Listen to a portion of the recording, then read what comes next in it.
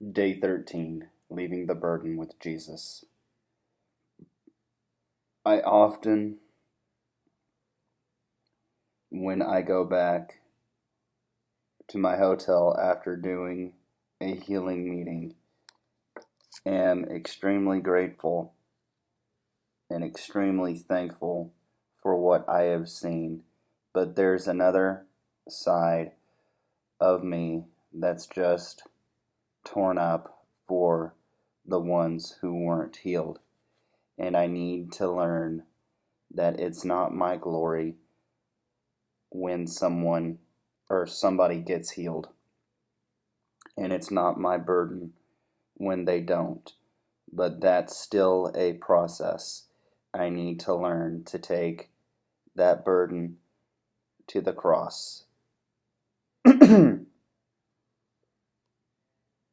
Just like I leave the glory with him, I leave the burden with him. But it still rips my heart for those who weren't healed. Chris Gore. Colossians 3:12. No, sorry. Colossians 3:2 and 3.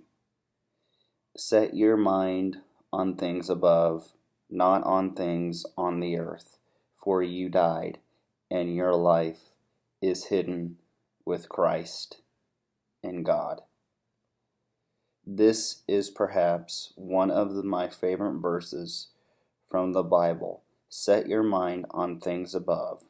Why do you suppose Paul writes this?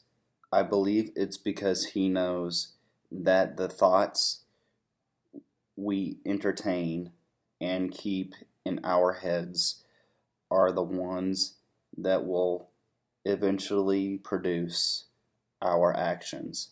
If I pray for someone and they don't experience healing, I have two routes I can take with my thoughts. The first is to keep my mind fixed on the problem, leading me further from Christ and Jesus, the author and finisher of my faith. If we're not careful, our ministry can become all about seeing the healing and fixing our minds on that instead of Christ, the healer. Am I saying that you should simply forget about the person you just prayed for who didn't get healed? Of course not. What am I saying? What am I saying is that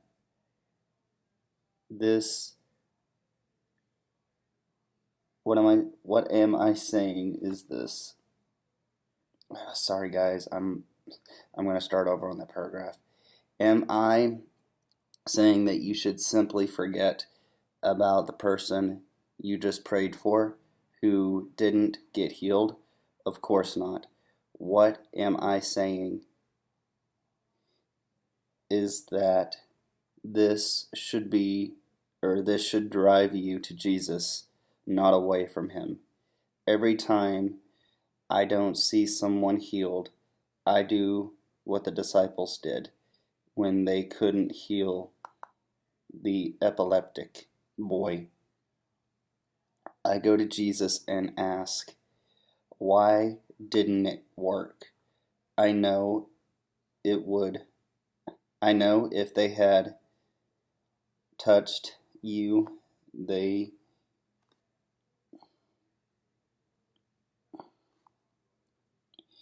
would have been healed. Then I let the Holy Spirit speak, correct, and minister to me. I grow, I move forward, and I leave the emotional weight of the experience with Jesus. 1 Peter 5:7. I always come back to fix my mind on heavenly things. People not being healed is an earthly thing, not a heavenly thing. Fix your eyes on Jesus. Jesus is the finisher or perfecter of our faith. Hebrews 12:2. This means our faith is not yet finished or perfected, and it is still being worked out. He's working on you. He's working on me, and as we look to him for our identities, will become more and more like him. Prayer starter. Thank Jesus for carrying the weight of our earthly struggles and failures so that we can live in joy and freedom.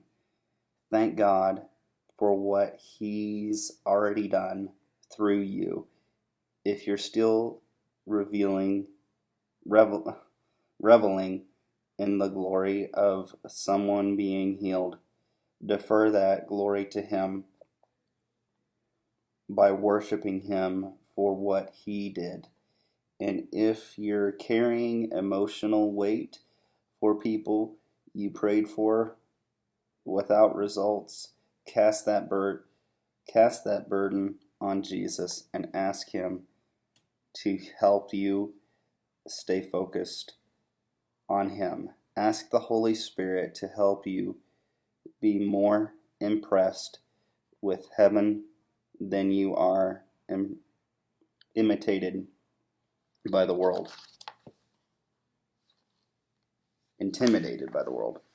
Sorry. Journal experience. What do you understand heaven to be like? I'm not talking so much about physical properties like streets of gold or gates or pearl, but what is the experience of heaven like? When a person is in heaven, how are their emotions affected? How are their thoughts influenced? How does being in heaven influence a person's attitude and actions?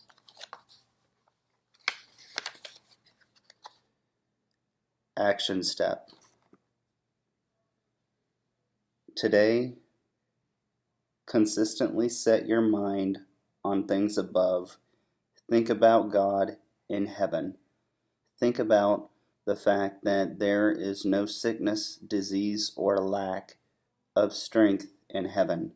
Philippians 4:8-9 says, "Finally, brothers and sisters, whatever is true, whatever is noble, whatever is right, whatever is pure, whatever is lovely, whatever is admirable, if anything is excellent or praiseworthy, think about such things.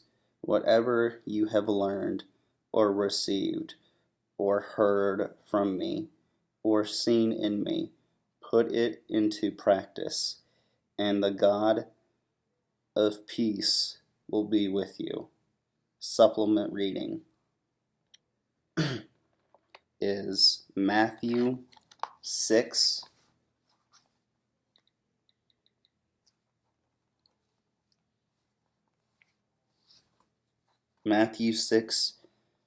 verses 9 and 10.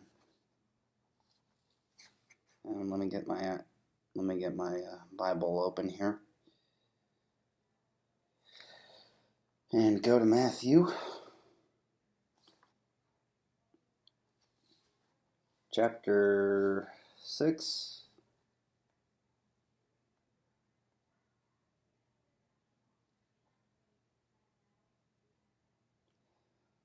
This, then, is how you should pray.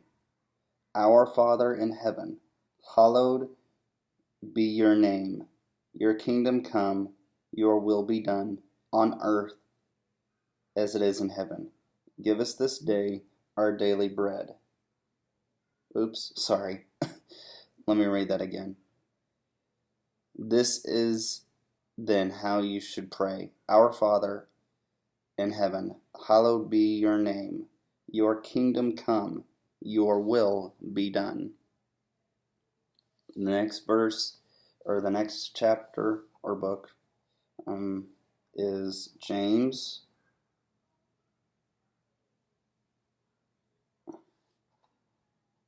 James 3:17.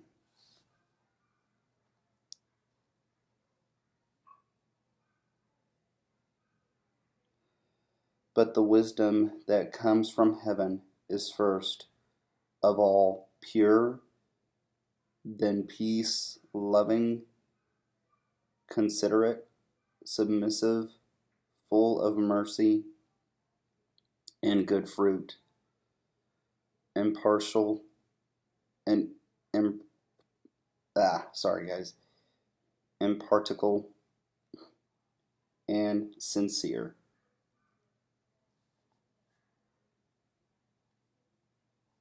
So